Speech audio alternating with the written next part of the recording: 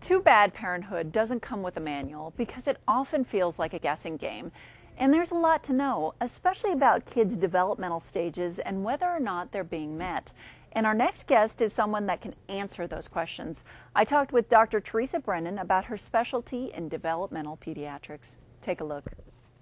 Developmental pediatrics is a field that takes care of children that have developmental issues, either developmental delay or maybe the question of a developmental delay. If a parent's wondering, is my child doing what they're supposed to be doing in terms of speech or motor skills?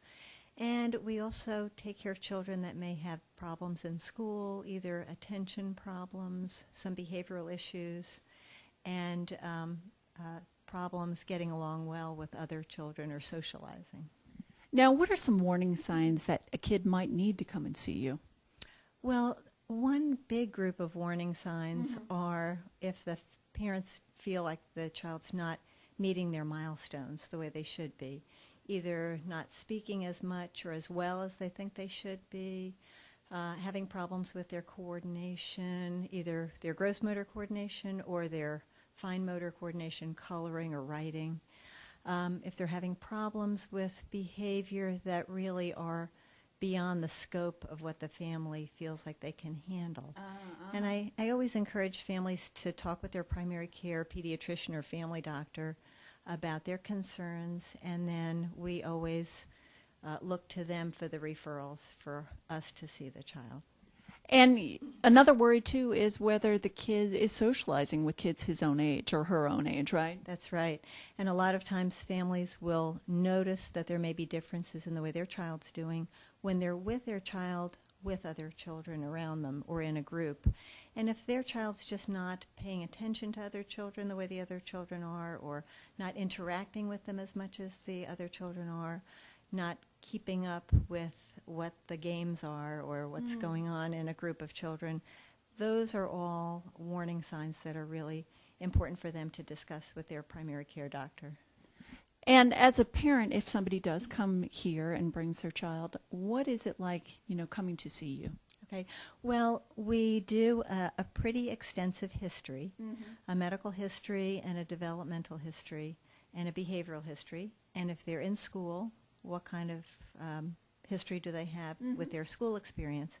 Then we do a physical exam, and because a lot of the issues that we deal with really have some medical component to them. And we do a developmental evaluation and a neurologic exam. Wow, that's pretty thorough. And I would think, you're talking about this and you say developmental.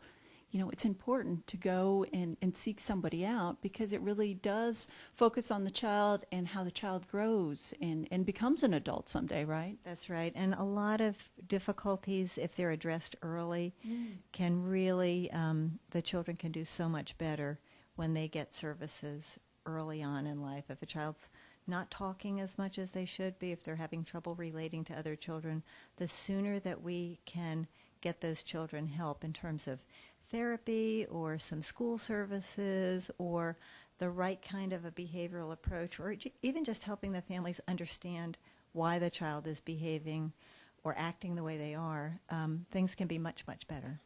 And what age do you start seeing kids? Well, I see infants through 18 years, and we do see the babies usually over in the hospital in the neurodevelopmental clinic. And then we see the toddlers and older children here in the office. And one thing I want to mention about coming to the office is that you do have a friend here to help out, Baxter, and he's so cute.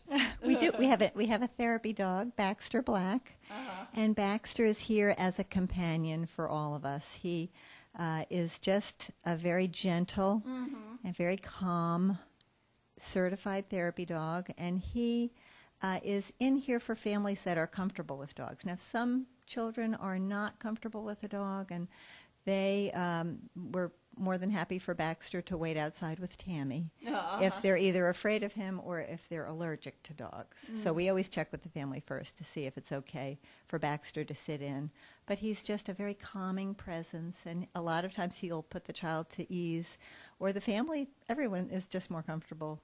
And sometimes the children will talk more and just relax and do a little bit more with Baxter here. So he's a big help. Yeah, I bet. And I also want to make sure that we focus too that this is not just for the kids, but this is for peace of mind for parents too, isn't it? Because it's so hard to raise kids anyway, and you're here to help them figure it out as well. That's right. We really want to work together with the child and the family. And it's so important for the family to just understand, well, what's reasonable to expect of my child, and what's kind of the best way to handle a rough situation. Family's so important to the children. We can't do it in isolation. So it's definitely a family affair. And if you'd like to learn more, Medical Associates of Central Virginia is located on Landover Place in Lynchburg, 434-947-3944, and online at centralvamd.com.